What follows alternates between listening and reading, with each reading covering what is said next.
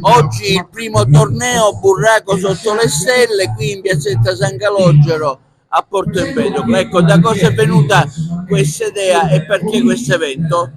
Allora, questo evento è legato intanto alle festività di San Calogero che partono proprio oggi, una settimana di festa a Porto Empedocle.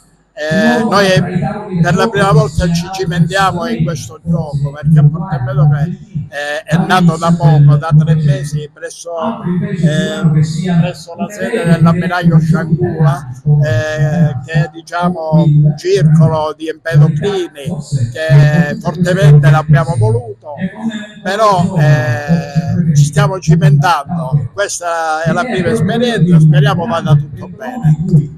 Quanti sono i partecipanti a questo evento? Sì, sono 64 giocatori, 3 arbitri, poi tutto il circondario, gli amici, i soci che ci hanno dato una mano per la riuscita di questo evento. Verranno date anche delle targhe, abbiamo visto. Sì, daremo delle targhe ai primi 3 al podio, ai primi 3 classificati. Primo, secondo e terzo. Un momento di aggregazione bello, no?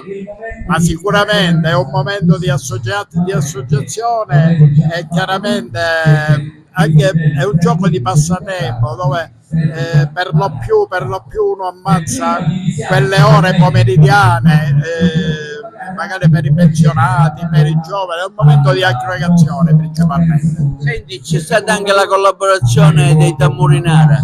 Sì, ci hanno fatto questo omaggio, avevano il piacere anche loro di partecipare ed aprire le festività con il Tamburinara e il Burraco. Sono eventi che continuerete nel futuro? Speriamo, cercheremo di farlo anche negli anni futuri. Oggi avete pensato di allietare questo bel momento qui in occasione della festività di San Calogero con i Tamburinara e un corteo di Burraco? Assolutamente sì, questa è la settimana di San Calogero, per noi è molto importante, è anche motivo di convivialità, un motivo per permettere a tutte le persone di stare insieme e per festeggiare al meglio San Calogero. Dopo questa attività seguiranno durante questa settimana tante altre iniziative, tra cui vari spettacoli. Domani ci sarà per esempio anche una mostra fatta dai bambini, poi giornate del mercoledì, giovedì e venerdì invece saranno poi dedicate alla musica, fino a poi arrivare sabato e domenica con i festeggiamenti veri e propri ed entriamo nel vivo della festa. Ecco, questa piazzetta insieme alla chiesa riprende un po' riprende vita, insomma. Assolutamente sì, grazie ai portuali di San Calogero questa è diventata diciamo la nuova casa del simulacro, la nuova casa di San Calogero, e siamo molto contenti. Cercheremo poi nel tempo con le dovute interlocuzioni con le amministrazioni di portare nuova luce a questa piazzetta in modo da renderla molto più presentabile rispetto adesso. Allora, giusto per informazione, la festa quanto dura e quando finirà? Quali saranno i momenti clou, diciamo, della festa del Santo Nero? Allora, la festa comincia ufficialmente oggi con queste iniziative per poi proseguire fino alla giornata di domenica.